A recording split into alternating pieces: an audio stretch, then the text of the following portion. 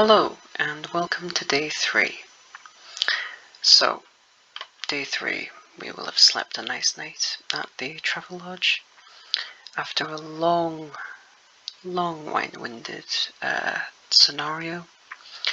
But yes, we will have done the 13 miles that we'll have done to get there, and then we will walk along. We will come out of Travelodge and come along here, along this road, to this roundabout, and then come down this roundabout and come down this road and follow the main road through Sunderland, and essentially just wait for that to come in, and it's very straightforward, like really straightforward. This first bit, just follow along with the main road, and just keep following it, and just keep following the main road, nice and simple, nice and easy.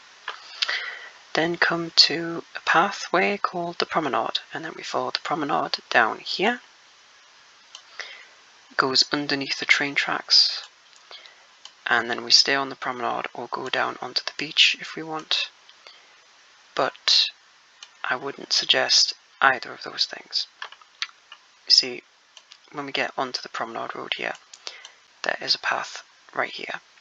So we go here onto the path, and let's just stay on the path because that makes everything so much easier. So we'll stay on this path, and we stay on this path, and we stay on this path, and then this path merges into another sand path, and this sand path now becomes the official path. Or does it? Hang on. No, it doesn't. When does it become the official path?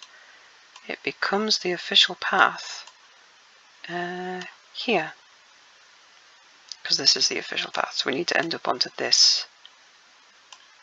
Right, so that would mean that we come down here and go up here to the main path, and then we stay on this path.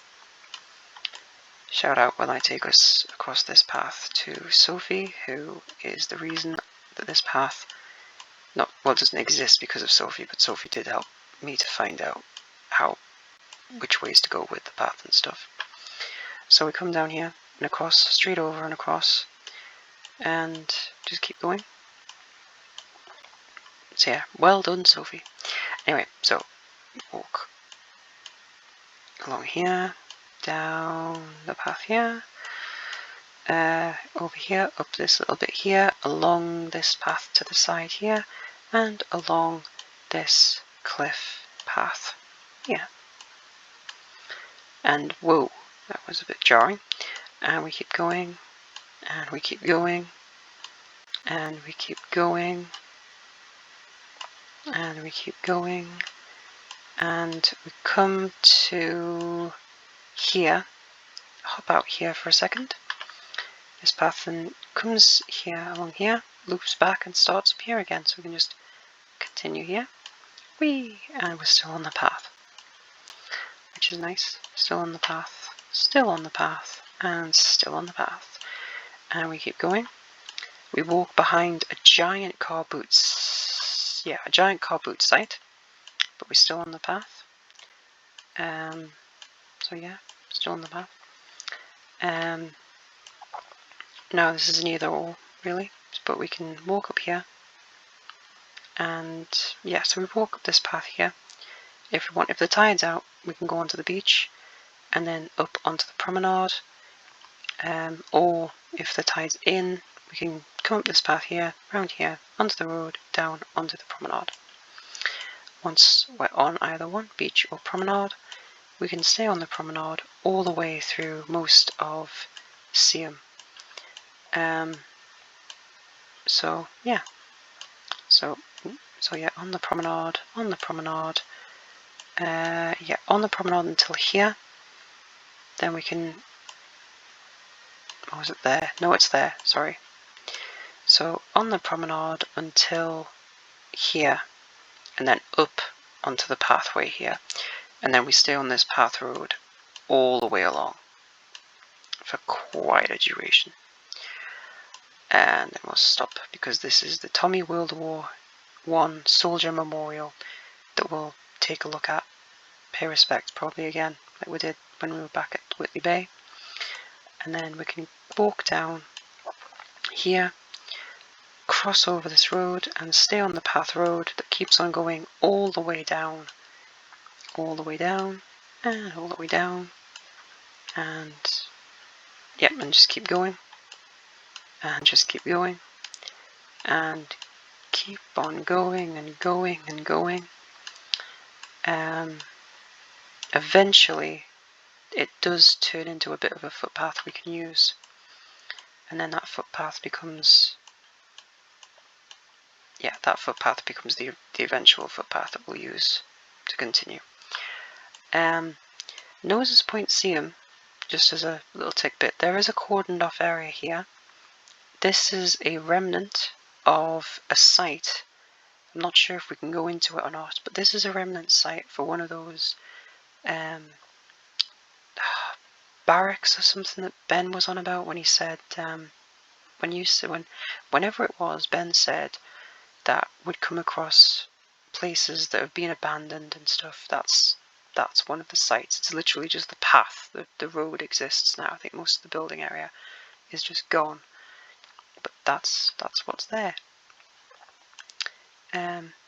So yeah, and then we'll just and then we stay on this path.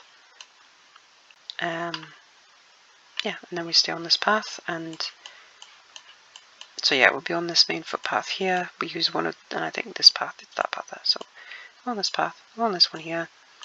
This path zigzags into another path. We cross over a little bridge, and we end up back on the cliffs again. And yeah, walking along this section. Yeah, and then walking. Wait, I've done this wrong. Haven't I? No, I haven't. Okay, we're still on this bit here, regardless of where we are, either there or here. Cross over this bridge here. Follow this sand.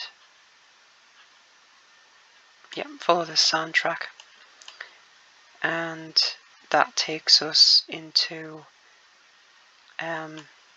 this forest where we can follow the track into here. It does come out somewhere outside of this forest with a path that leads to here. We then follow this path under the bridge and follow this path all the way along here, and keep following that path and keep following that path.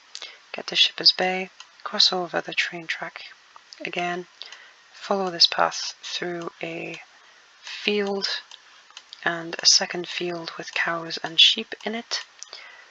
Then we get to the main road path, gravel path that we follow up here, turn up here, and turn up here. And this is the barn, which is the end destination for day 3. That's the end of day 3. And that's 7 miles. About the same thing I said at the end of episode 3, really. But yeah, this is day 3, and not really much has changed. But yeah, so that's day 3. So I'll see you guys on the next one for episode 4 and episode 4 and day 4. Okay, thanks for watching. Adios. Goodbye.